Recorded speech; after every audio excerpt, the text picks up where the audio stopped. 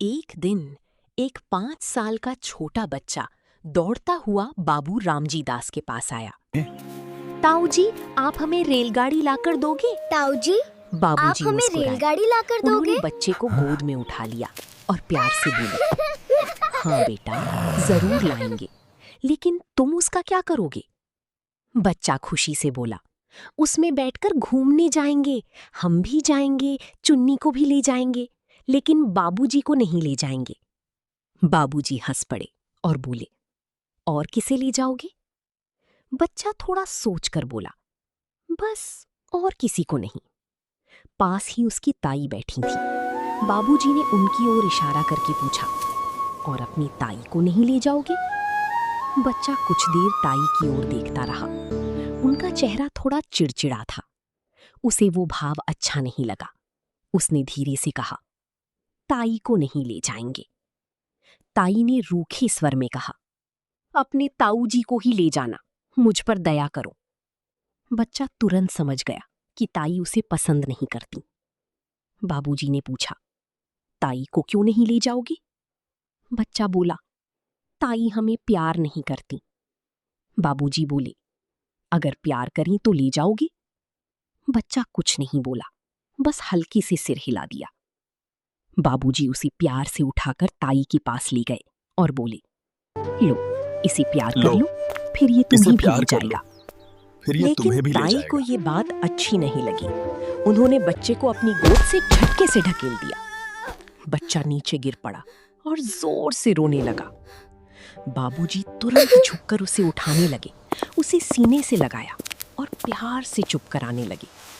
उन्होंने धीरे से कहा, रो मत बेटा, तुम्हें रेलगाड़ी लाकर देंगे। बच्चा सिसकते हुए चुप हो गया और डरते डरते ताई की ओर देखता हुआ वहां से चला गया। मनोहर के जाने के बाद घर में एक अजीब सा सन्नाटा छा गया। बाबू रामजी दास ने अपनी पत्नी की ओर देखते हुए कहा, तुमने बच्ची को इस तरह क्यों धक्का दिया? उसे चोट लग जाती तो? रामेश्वरी ने मुंह बनाकर कहा, लग जाती तो अच्छा था, क्यों मेरी गोद में डाल रहे थे? बाबूजी को ये बात बहुत बुरी लगी। उन्होंने धीमे लेकिन ठोस स्वर में कहा, इसे गोद में लेना खोपड़ी पर लादना है? रामेश्वरी बोली, तुम्हें तो बस उन्हीं बच्चों से मतलब है, मेरे मन का हाल कभी समझती ही नहीं। कुछ देर दोनों चुप रहे। कमरे में केवल दिए की लौ हिल रही थी। बाबूजी ने धीरे से कहा, बच्चों की बातें सुनकर तो किसी का भी मन खुश हो जाता है, मगर तुम्हारा दिल न जाने कैसा है। रामेश्वरी की आवाज भर्रा गई, तुम्हें तो अपना बच्चा चाहिए ही नहीं, तभी तो दूसरे के बच्चों में खुश हो। बाबूजी बोले, इच्छा तो हर इंसान की होती है, लेकिन जो नहीं है उसके लिए दुखी होकर क्या मिलेगा? मुझे तो इन बच्चों में ही वही खुशी मिलती है। रामेश्वरी चुप हो गई, लेकिन उनकी मन में एक टीस और गहरी हो गई। शाम का समय था, ठंडी हवा चल रही थी और छत पर बच्चे खेल रहे थे। उनकी हंसी, उनकी दौड़, सब कुछ वातावरण को जीवंत बना रहा था। रामेश्वरी चुपचाप बैठी उन्हें देख रही थीं। आज जाने क्यों उनका दिल पिघलने लगा। अचानक मनोहर अपनी बहन के पीछे दौड़ा और दोनों हंसते हुए भागते भागते रामेश्वरी की गोद में आ गिरे। रामेश्वरी ने बिना सोचे दोनों को कसकर गले लगा लिया। उस क्षण उनका सारा द्वेष जैसे पिघल गया था। ऐसा लग रहा था जैसे ये बच्चे सच में उनके अपने हों। तभी सीढ़ियों से कदमों की आहट आई। बाबू रामजी दास ऊपर आए। मनोहर, देखो तुम्हारी रेलगाड़ी। बच्चे तुरंत उछलकर उनकी ओर भाग गए। रामेश्वरी की गोद खाली रह गई और उनके दिल में फिर वही खालीपन लौट आया। उन्होंने धीरे से मुंह फेर लिया, जैसे खुद से ही नाराज हो। एक दिन रामेश्वरी छत पर अकेली खड़ी थी। आसमान में रंग बिरंगी पतंगें उड़ रही थीं।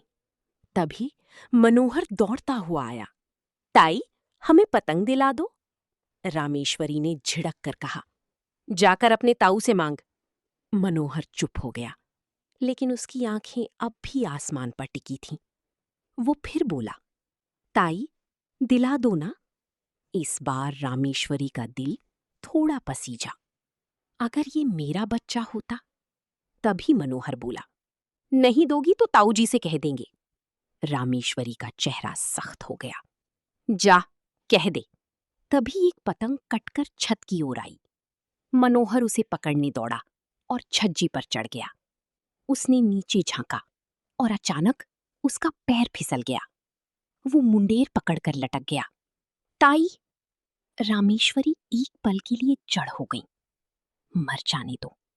लेकिन अगली ही क्षण उनका दिल जोर से धड़क उठा। उन्होंने घबराकर हाथ बढ़ाया, लेकिन देर हो चुकी थी। मनोहर नीचे गिर गया। रामेश्वरी चीख पड़ी और वहीं बेहोश हो गई।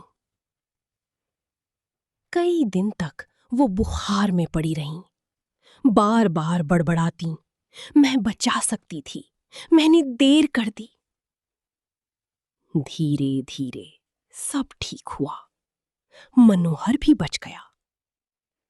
एक दिन उसे उनके पास लाया गया। रामेश्वरी ने उसे कसकर गले लगा लिया। उनकी आंखों से आंसू बहने लगे। उस दिन के बाद सब बदल गया। अब मनोहर ही उनका सब कुछ था और वो उसके बिना एक पल भी नहीं रह पाती थी।